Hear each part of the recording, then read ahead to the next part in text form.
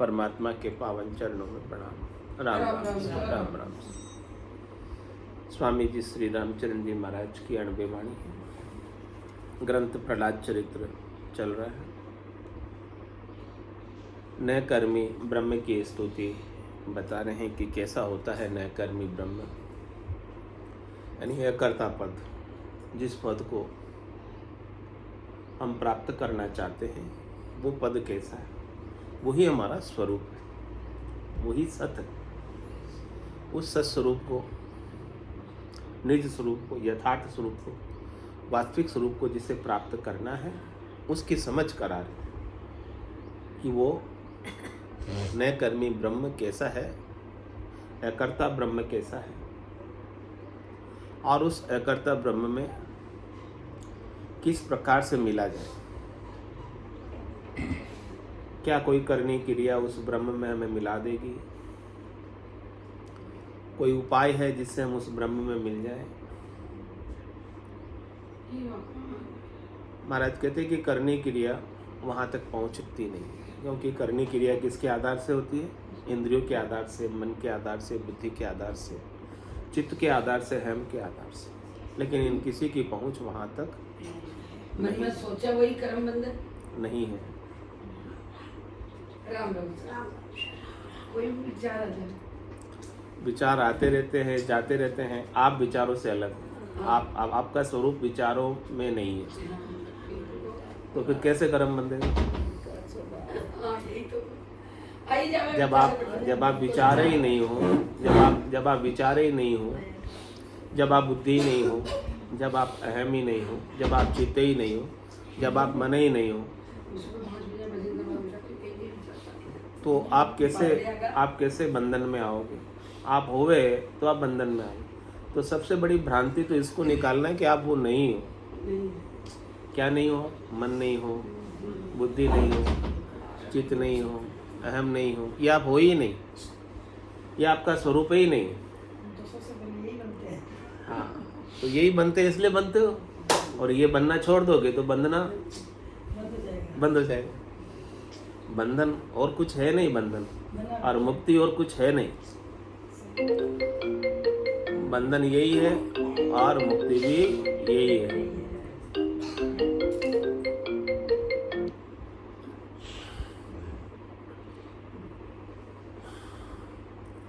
तो उस नयकर्मी ब्रह्म के बारे में बता रहे हैं कि जो अपना स्वरूप है वो कैसा है।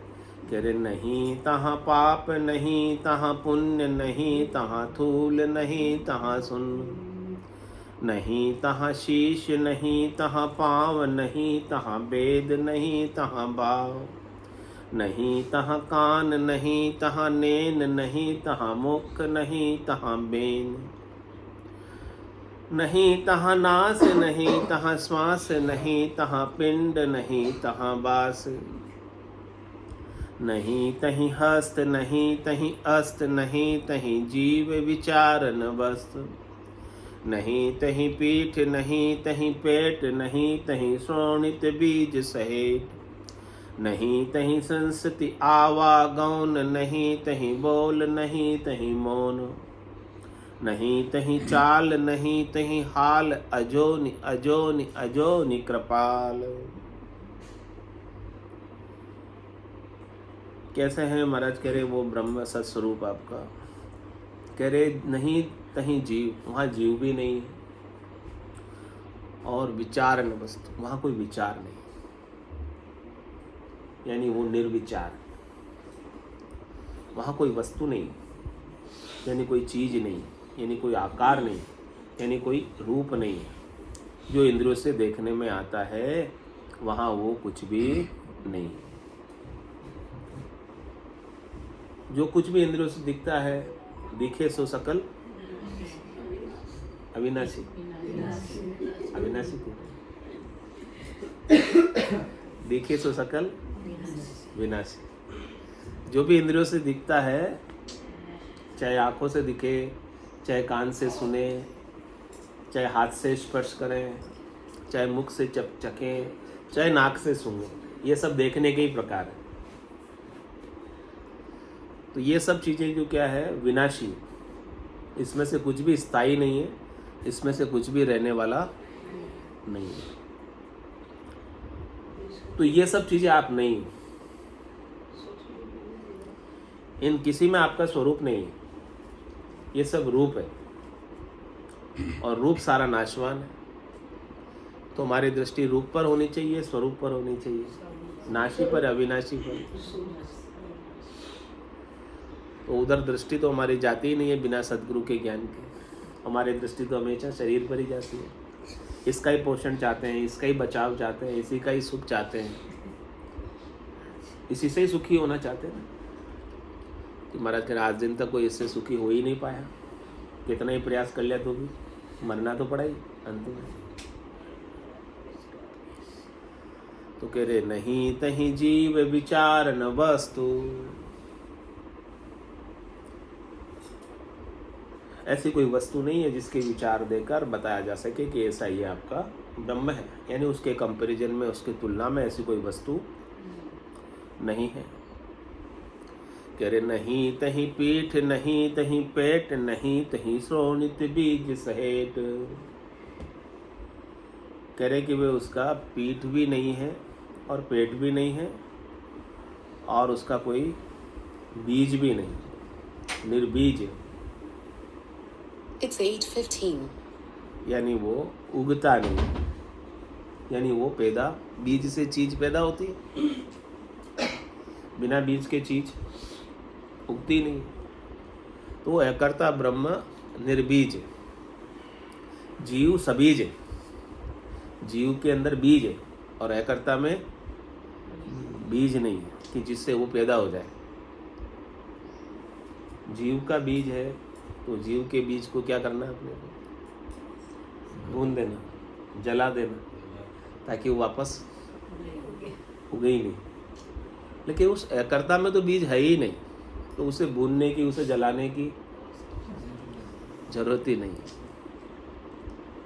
भूनने की, जलाने की आवश्यकता किसे? जीव के बीज की, यानी जीव के भाव को। जो जीव का भाव आपके इस निर्बीज स्वरूप पर आ गया, उसे भूनना, उसे जलाना, तो आप अपने स्वरूप में स्थित हो जाओगे। और स्वरूप में स्थिति होने के बाद फिर आवागमन, जन्मना मरना सब आपके लिए झूठ सिद्ध हो जाएगा। फिर सब आपके लिए कल्पना सिद्ध हो जाएगा, फिर सब आपके लिए भ्रम सिद्ध हो जाएगा कि जन्मना भी भ्रम है और मरना भी भ्रम, 84 में आना जाना भी भ्रम।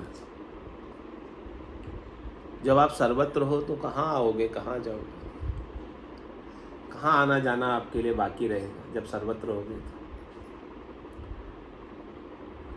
ऐसा आपका स्वरूप है जिसमें उगने का कुछ संभावना ही नहीं। नहीं तहीं श्रोणित बीज सहेट, और करे नहीं तहीं संस्ति आवागौन, उसमें कोई संस्ति नहीं है, उसमें कोई सीक्वेंस नहीं है, उसमें कोई परंपरा नहीं है, उसमें कोई आगे से आगे चलने वाली पीढ़ियाँ नहीं है कि आप पीढ़ियों से पीढ़ियाँ उतर जाओगे। उसमें कोई हेरिडिटी नहीं है।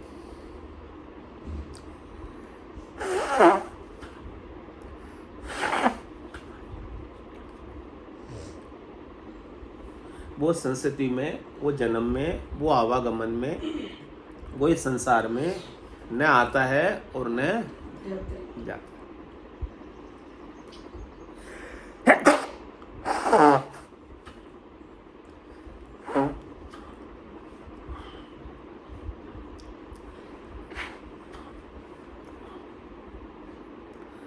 तो आपका स्वरूप कैसा है? आवागमन से रहित।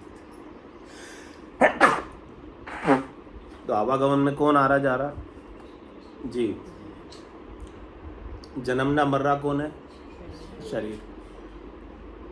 तो आप शरीर हो कि आप जीव हो कि आप एक शुद्ध चेतन आत्मा हो जो आवागमन से रहित हो, कौन हो आप? तो आप जब शुद्ध चेतन आत्मा हो तो महाराज करें आपका आवागमन है ही नहीं, आप स्वयं आवागमन से रहित।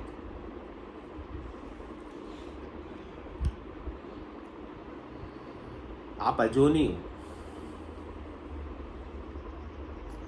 आप अजन्मे हो। इस जन्मे में अजन्मे को देखना है।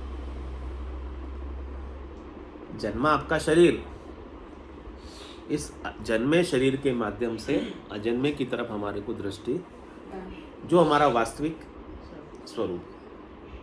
अजन्मा ही हमारा वास्तविक स्वरूप है। ये जो जन्मा हुआ रूप है, ये सच, ये तो एक लहर हो गया। किसके कारण से हो गया? हवा के कारण से। जल में हवा चली और क्या बन गई? लहर बन गई। बाकी है तो ये जल ही। तो जल कहाँ आएगा? कहाँ? जहाँ लहर आ सकती है, जा सकती है ना?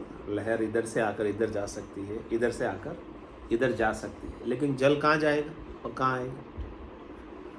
जल पूरा भरा हुआ है सागर में, उसमें लहरें चलती है, लेकिन जल कोई चलता? जल तो सर्वत्र है, पूरा सागर ही जल से ही भरा हुआ है, वो कहाँ चलेगा? ऐसे आप जल की तरह, न कि आप लहर की। लेकिन आप अपने आप को मानते क्या हो? लहर। और क्या क्या किसका आनंद लेते हो?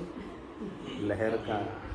लहरानंद बन जाते हो, हिलोरों का आनंद लेते हो, लहरानंद बन जाते हो। यानी शरीर के सुख क्या है? लहरानंद। बनना क्या है आपको? जलानंद। जलानंद बनना है और बन जाते हो लहरानंद। तो कह रहे वहाँ पर नहीं तहाँ संस्थिति आवागमन, वहाँ आवागमन नहीं है। आपके स्वरूप में आवागमन नहीं है। आपका स्वरूप कहीं आता नहीं और कहीं स्वरूप आपका जाता नहीं। फिर आता नहीं जाता नहीं तो कहाँ है? सर्वत्र है। यानी कोई जगह उसके बिना खाली नहीं। तो आप शरीर से तो यहीं हो ना। स्थूल शरीर से आप कहाँ हो? कांचीपुरम में 21 नंबर में अभी यहाँ बैठे हो स्थूल शरीर से। और मन से कहाँ हो? सूक्ष्म शरीर से। कहीं भी पहुँच सकते हो। मन आपका हाँ कहीं भी पहुँच जाता है सूक्ष्म। बैठे यहाँ हो लेकिन कहीं भी घुमा के ले आता है। कहीं भी घुमा के लाता। और स्वरूप से आप कहाँ हो? सर्वत्र। सत स्वरूप से, यथार्थ स्वरूप से, वास्तविक स्वरूप से कहाँ हो? ऐसे बोलो कि कहाँ नहीं हो। ऐसे बोलो कि कहाँ नहीं हो। जब कहाँ नहीं हो तो कहाँ आना और कहाँ जाना बाकी रहा? कौन सा लोक बाकी रह गया जाने आने के लिए? कोई बाकी रहा? जब आप सर्वत्र हो गए तो क्या देखना बाकी रहा?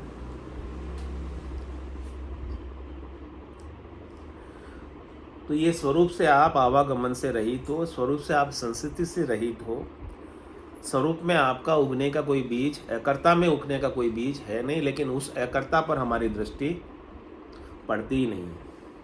हमारी दृष्टि हमेशा कर्ता पर पड़ती है, करनी पर पड़ती है, क्रिया पर पड़ती है, उपाय पर पड़ती है, सुख लेने पर पड़ती है, और उसी से हम सुखानुभूति करते हैं। और जो भी अनुभूति होती है वो सब सच्ची होती है। क्यों? हमको हो रही है प्रत्यक्ष। हमको दिख रहा है कि हम जन्म रहे, हमको दिख रहा है कि हम मर रहे हैं। ये तो प्रत्यक्ष है ना सबको। तो ये सच्चा है कि झूठा है? जन्मना, दिखना, मरना, दिखना, ये सब सच्चा है कि झूठा है? क्या है? सच्चा है कि झूठा है? झूठा होते हुए भी सच्चा लग रहा है। सच्चा लगता, झूठा होते हुए भी सच्चा लग रहा है। सच्चा इसीलिए जन्मने पर खुशी हो रहे है और मरने पर दुखी हो। दुखी हो रहे हैं। सच्चा लग रहा है इसलिए। जबकि न तो जन्मना सच्चा है और न मरना सच्चा है। क्योंकि महाराज कह रहे आप जन्मते ही नहीं हो और आप मरते ही नहीं हो, अजन्मे हो आप। आपका आवागमन होता ही नहीं है कहीं स्वरूप से। लेकिन उस स्वरूप को कोई कोई बिरले ही पाते हैं, तो वो आवागमन से रहित होते हैं। जो पा जाते हैं वो तो आवागमन से रहित हो गए। जिन्होंने नहीं पाया आवागमन में है। कह रहे नहीं तहीं बोल, नहीं तहीं मौन। कह रहे आपका स्वरूप बोलने में नहीं। कोई भी बोल उस स्वरूप के लिए बताने में समर्थ। हाँ, कोई भी वाणी, चाहे वेखरी वाणी हो, चाहे मध्यमा वाणी हो, चाहे पश्चंती वाणी हो, चाहे परावाणी, चारों प्रकार की वाणियाँ उस स्वरूप को कह पाने में समर्थ नहीं है। कह रहे फिर मौन हो जावे तो मिल जावे। भाई वाणियों की पहुँच में नहीं है तो फिर बोले मौन हो जाओ, तो कह रहे कि मौन में भी नहीं है वो। आप बोलो चाहे मत बोलो, वो क्या है। नहीं बोल रहे हो तो भी है, और बोल रहे हो तो भी है। उसका नाम क्या है? है सो सुंदर है सदा, नाही सो सुंदर नाही, और नाही सो दिसे सदा, है सो दिसे नहीं। वो है ही सुंदर है, लेकिन वो है दिखता नहीं। है को बोल सकते नहीं। राम कागदा ऊपर मंडे नहीं, मुख और जीभ पर आवे नहीं। रूप देख देखण के माही, दिष्ट मुष्ट में आवे नहीं। तो कह रहे कि न बोलने में है और न मौन रहने में। कोई कहे कि मैं मौन रह जाऊं तो मुझे मिल जाए, कोई कहे कि मैं चारों वाणियां बोलूं उससे मिल जाए। तो क्या दोनों में ही नहीं है? न मौन होने में है और न कुछ बोलने में, किसी भी प्रकार से बोलने में भी वो नहीं है।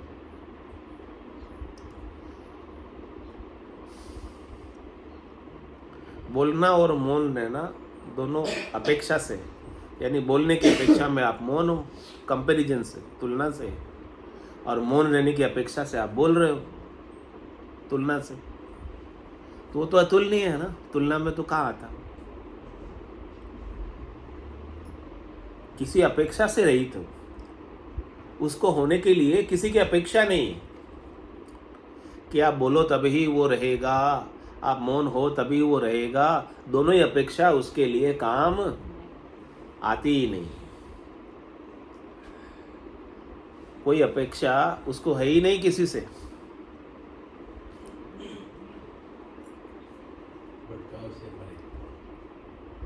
सबसे परे। और क्या बोल रहे? नहीं तहीं चाल, नहीं तहीं हाल। कैसे हैं आपके हालचाल? हालचाल पूछते ना। हाल का मतलब क्या हो गया? परिस्थिति। चाल का मतलब क्या हो गया? स्वास्थ्य। आपका अनुभव उस परिस्थिति का कैसा है? हालचाल कैसे, ऐसे पूछते हैं। अब वो आपका स्वरूप कौन से हालचाल में रहता है?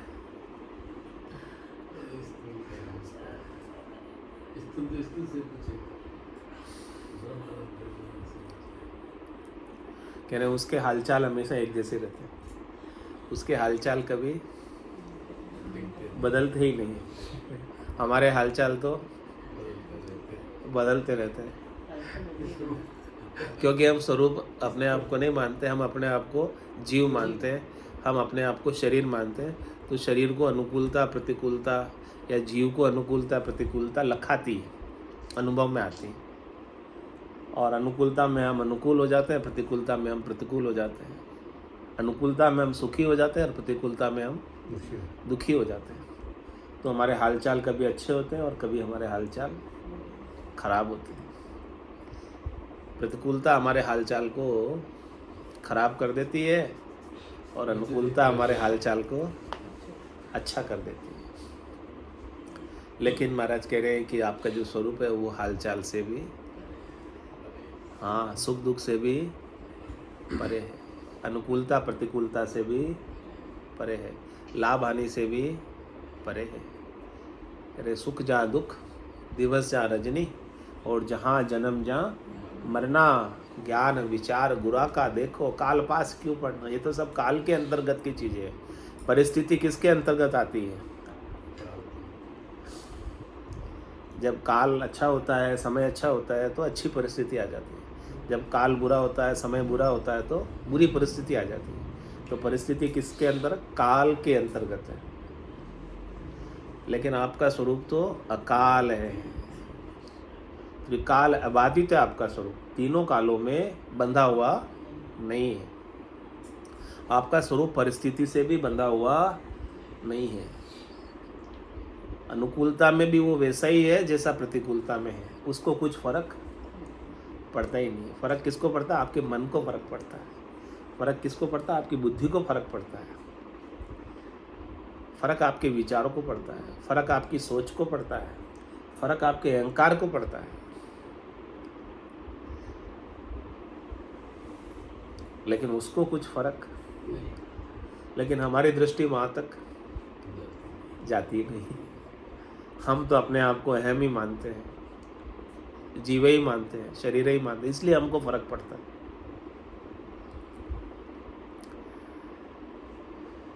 तो कह रहे नहीं तहाँ चाल नहीं तहाँ हाल। अब वो कहीं चलता भी नहीं है, वो कहीं हिलता भी नहीं है। अब कहाँ चले? आकाश को बोलो तू चल के उधर चला जाए, बादल को बोलो तो चल के उधर चला जाएगा, लेकिन आकाश कहाँ जाएगा? तो वही है। कहाँ जाएगा आकाश? बोले कोई जगह ही नहीं है मेरे बिना खाली, तो कहाँ जाऊँ? इधर से उधर कहाँ जाऊँ? किधर चलायमान हूँ? किधर डोलूँ मैं? मेरे डोलने के लिए कोई जगह है मेरे अलावा हो तो वहाँ जाऊँ मैं, वहाँ हिल के चला जाऊँ, चल It's के चला जाऊँ। 8:30. हाल चाल तो परिवर्तनशील के होता है, जो बदलता रहता है, जो बदलता ही नहीं है, जिसमें हलचल होती है उसके हालचाल होते हैं। अब इसमें तो कोई हलचल ही नहीं है, इसमें तो कोई बदलाव ही नहीं है, इसमें तो कोई परिवर्तन ही नहीं है, तो इसके हालचाल कैसे खराब होंगे? बदलता ही नहीं है, तो एक जैसा ही रहता है। तो हमेशा 5 बरस की अवस्था एक जैसी, नई अपनी नई चीज पर आई, जो चाहो सो ले ले जाए। बालक रूप, एक जैसा ही बालक रूप 5 बरस की अवस्था में हमेशा रहता है। ये तो उपमा लगाइए 5 बरस की अवस्था की, यानी उसका हालचाल, उसका यानी उसका जन्मना ही नहीं है, मरना ही नहीं है, तो बाल्यपना, भगवत स्वरूप। जवानी, बुढ़ापा कुछ है ही नहीं। वो अजर है ना, इसलिए कहा कि उसका बुढ़ापा कभी आता ही नहीं, क्यों अजर है? क्यों काल से ही बाहर है। बुढ़ापा किसका आएगा? शरीर का, क्योंकि वो काल के अंतर्गत है, प्रकृति के अंतर्गत है, वो प्रकृति से भी परे है। तो नहीं तहीं चाल नहीं तहीं हाल, कैसा है फिर? अजोनी अजोनी अजोनी कृपाल, 3 बार कहा है अजोनी। समझ में नहीं आता एक बार में, इसलिए फिर दूसरी बार बोलना पड़ता। फिर दूसरी बार भी समझ में नहीं आता तो फिर भाई तीसरी बार में तो मान ही जाते हैं, नहीं कहते, मतलब कोई ज़्यादा आग्रह करते तो फिर एक बार में नहीं माने तो फिर दूसरी बार में, नहीं तो तीसरी बार में तो क्यों मान जाते ना, तीसरी बार में मान जाते। इसलिए 3 बार बोल दिया महाराज ने। नहीं बताएंगे।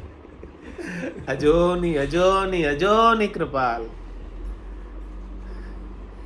अरे भाई आपका स्वरूप अजन्मा है, अज है। अभी कितनी बार कहूँ? 1 बार कहूँ, 2 बार कहूँ, 3 बार कहूँ, कितनी बार कहने से आप मानोगे इस बात को? आप जन्मते मरते नहीं हो, ये बात मैं कितनी बार कहूँ तब मानोगे? महाराज ने 3 बार कह दिया, अजोनी अजोनी अजोनी कृपाल। एक बार में नहीं मानो, दूसरी में मान जाओ, दूसरी में मानो तो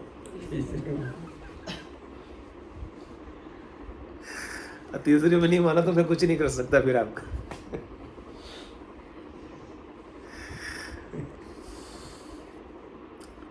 मानना है तो मान जाओ, और नहीं मानता तो फिर मेरे हाथ की बात नहीं। फिर आपको समझाना अब मेरे बस की बात नहीं है, नहीं मानो 3 बार में भी।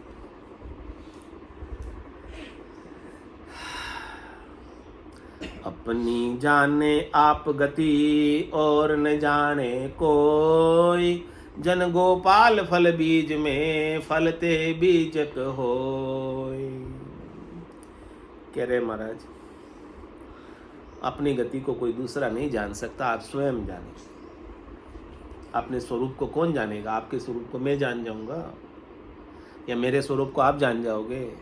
आपको स्वयं को अपना स्वरूप जानना है, कि मेरा असली स्वरूप, सत्य स्वरूप, यथार्थ स्वरूप, वास्तविक स्वरूप क्या है, मैं कौन हूँ, इस बात को कौन जानेंगे? स्वयं को जाने। अपनी जाने आप गति और न जाने कोई, दूसरा कोई जान ही नहीं सकता है। तो आपको स्वयं को जानना है। किस प्रकार से जन गोपाल फल बीज में फलते बीजक हो, इस प्रकार से बीज में फल है और फल में बीज है, यानी एक दूसरे के अंदर सब कुछ समाया हुआ है। तो आप में परमात्मा पूरा समाया हुआ है। आप परमात्मा से बिल्कुल भी रहित नहीं हो, पूर्णतया आपके अंदर परमात्मा। आपका फल ऊपर से दिख रहा है, लेकिन फल के अंदर क्या है? हाँ, वो क्या है? परमात्मा। दृष्टांत देकर समझा रहे, समझाने का प्रयास कर रहे हैं कि किस किस प्रकार से तो आप परमात्मा बन जाओ। ये नरदेह किस लिए मिली है? नारायण बनने के लिए मिली है। नर नारायण ने देह कहा ना? हाँ, नर से नारायण। हाँ, या नर से पशु बनने के लिए मिली। नहीं समझोगे तो नर से पशु बन जाओगे, और समझ गए तो अभी नर से नारायण बन जाओगे। मिली है आपको नर से नारायण बनाने के लिए। सात संबंध की मसी करूं वसुधा कागद होय, महिमा भक्त भगवंत की क्यों कर बरनु कोई। कह रहे कि सात समुद्र की मैं शाही बना दूं। जितने समुद्र है, 7 ओशियन, बड़े बड़े महासागर हैं, हिंद महासागर, प्रशांत महासागर, कौन कौन से शर्मा जी? अरब सागर, और कौन कौन? अटलांटिक महासागर। इतने सारे समुद्रों का जितना जल है ना, उन सब जलों का मैं वो नीले कलर के हैं, वैसे कोई देखते ही हैं, शाही के जैसे ब्लू ओशियन। और जितनी वसुधा है, यानी जितनी धरती है, उन सबको मैं कागज बना दूं। और इस धरती पर जितने वृक्ष है, उन सबको मैं काट कर कलम बना दूं लिखने के लिए। तो भी महिमा भक्त भगवंत की क्यों कर वर्णू, तो भी उनकी महिमा वर्णन करने में इतना मैं लिख दूं, तो भी उनकी महिमा कहने में आती नहीं है, भगवान की और भगवान के भक्तों की। क्योंकि भगत में और भगवान में कोई अंतर नहीं। वास्तव में भगत वही है जिसने अपने भीतर भगवान को पा ली। बाकी तो कहने के भगत है, नाम मात्र के भगत है। जिसने भगवान को अपने भीतर नहीं पाया, वो तो केवल दिखावे का भगत है। कूड़ कपट मन कामना, जिनगट भजन न होय, जे करे तो सुखराम के लोग दिखाओ जो। कहने शारदा लिखत न अंत हूँ, कहे सुने जो कोई, तई भज निज पद पाइए, पार कहाँ लू होय। कह रहे कि ऐसे स्वरूप का, ऐसे भक्तों का, ऐसे भगवान का चरित्र महिमा शारदा भी स्वयं लिखने बैठ जाए, जो बुद्धि की देवी है सरस्वती, तो वो भी इसका पार नहीं पा सकती। जिसके घट में सरस्वती बैठ जाए बोलने के लिए, लिखने के लिए, वो कोई बात है। हाँ, तो वो भी इसका लिखकर पार नहीं पा सकती। और कहने कहे सुने जो सोई। जब शारदा स्वयं बैठी हो, सरस्वती स्वयं बैठी हो, वो भी पार नहीं पा सकती, तो कहने सुनने में कहाँ मिलेगा। इसलिए कह रहे कि तई भज निज पद पाइए। आप तो उसका सुमिरन करो, आप तो उस अविनाशी को याद करो, आपकी स्मृति में वो अविनाशी बस जाए, बना रहे। तई भज, जैसे ही आप उसे भजोगे, जैसे ही आप उसे याद करोगे, जैसे ही आप उसका सुमिरन करोगे, तो तुरंत ही निज पद में चले जाओगे। कितनी देर लगेगी? क्षण, तत्क्षण। निज पद की प्राप्ति याद करती। पार कहाँ लू होई, बाकी तो आप उसकी महिमा कितनी करो, सिप्ति कितनी करो, पार नहीं पा सकते, क्योंकि वो अपरंपार है उसकी महिमा। हरि अनंत, हरि कथा अनंत। हरि का अंत नहीं, उनकी कथा का भी अंत नहीं है। और भज लो, याद कर लो तो तत्क्षण ही आप आ जाओगे हरि को। बाकी गुणानुवाद करना चाहो तो कितना करो उतना कम है, महिमा करना चाहो जितनी करो उतनी कम है, सिप्ति करना चाहो जितनी करो उतनी कम है। तो अमृत रस प्रहलाद जस कहे सुने जो कोय, अभय अमर पद पाइए भक्ति मुक्ति फल होय। ऐसा प्रहलाद जी ने हमें कैसा ज्ञान दिया, अमृत के समान, जो हमें अमर पद की प्राप्ति करा देता है, निर्भय पद की प्राप्ति करा देता है, निश्चिंत पद की प्राप्ति करा देता है, निशंक पद की प्राप्ति करा देता है, नीडर पद की प्राप्ति करा देता है, अभय पद की प्राप्ति करा देता है। ऐसा प्रहलाद जी का ज्ञान है, ऐसा प्रहलाद जी का भक्तों का जश महिमा है। कह रहे हैं कि कहे सुने जो इस भक्त के चरित्र को कहेगा और जो इस भक्त के चरित्र को सुनेगा, कहकर सुनकर जो धारण कर लेगा उनके ज्ञान को, जो ज्ञान उन्हें प्राप्त था। तो महाराज कह रहे हैं कि अभय अमर पद पाइए, वो निश्चित रूप से अभय पद को, अमर पद को पालेगा और भक्ति मुक्ति फल होई, उससे सच्ची भक्ति जाग जाएगी। भक्ति भक्ति सब कोई कहे, भक्ति न जाने कोई, धाधु भक्ति भगवंत की दही निरंतर हो। जो निरंतर सत का सुमिरण है वो आपको भीतर जाग जाएगा, सत स्वरूप का सुमिरण जाग जाएगा, ये सच्ची भक्ति जाग जाएगी। और इस सच्ची भक्ति के जागने से ही मुक्ति होगी। आप अपने आप को शरीर मानोगे, जीव मानोगे तो कभी मुक्त हो ही नहीं सकते। जैसे ही ये स्वरूप की भक्ति, सत्स्वरूप की भक्ति आपके भीतर जागी और तुरंत ही मुक्त हो गए, फिर मुक्त होने में कोई समय नहीं लगेगा। तो कह रहे महाराज, सुने सुनावे प्रीत सु हरिजन हरिजस यह। इसलिए हरिजनों का, यानी भक्ति करने वाले जनों का, भगवान के जनों का, जिनके अंदर भगवान अवतरित हो गए, प्रकट हो गए। सब गट तेरे साइया, खाली गटने कोई, बलिहारी हुआ गटने, हाँ जामे प्रकट हो, जिसमें भगवान स्वयं प्रकट हो गए, यानी जिन्होंने अपने स्वरूप का अपने ही गट के भीतर दर्शन कर लिया, पा लिया। तो सुने सुनावे प्रीत जो हरिजन हरिजश, ये ऐसे हरिजन का जश, कीर्ति महिमा सिप्ति। किसका जश है, किसकी महिमा है, किसकी सिप्ति?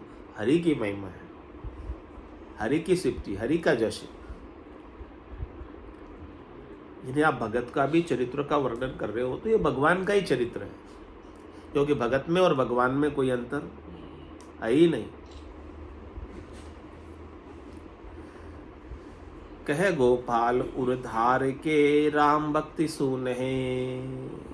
महाराज कह रहे कि जैसे ही आप सुनोगे, सुनाओगे प्रेम के साथ, और फिर यदि आपकी ये बात हृदय में बैठ गई राम जी की कृपा से, तो आपका नेह, आपका हेत, आपका प्रेम राम जी से हो जाएगा। और जिससे प्रेम होता है, जिससे हेत होता है, उसी में जाकर आप मिलोगे।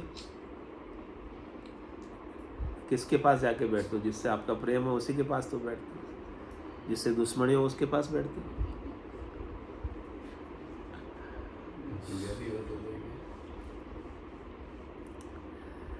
मैं मति सारू आपनी कहीं जुगट बद बात, जन गोपाल सुत हेत को नीका समझे मात। क्या कह रहे हैं? मैं मति सारू आपनी, मैंने जो अभी वर्णन किया है प्रहलाद के चरित्र का, उनके ज्ञान का, उनकी भक्ति का, मैंने अपनी मति के अनुसार किया। यानी मैंने अब जितनी मेरी बुद्धि की क्षमता थी, जितनी मेरी बुद्धि की ताकत थी, जितनी मेरी समझ थी, उतना मैंने बता दिया। कहीं गड़बज्जू बात हो सकता है, इसमें मेरी बुद्धि की कोई कमी रही हो, मेरी समझ की कोई कमी रही हो, तो इस कमी को माफ़ करना महाराज के।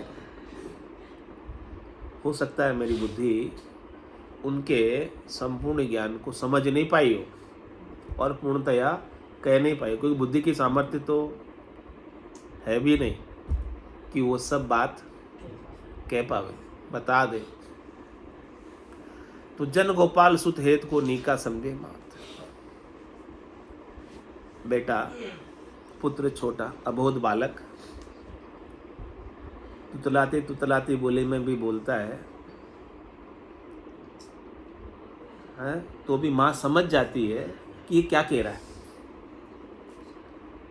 वो भले उल्टा ही बोले, फिर भी माँ उसे सुलटा समझ जाती है, क्योंकि वो तो अबोध बालक है, उसमें कोई इतनी समझ है नहीं।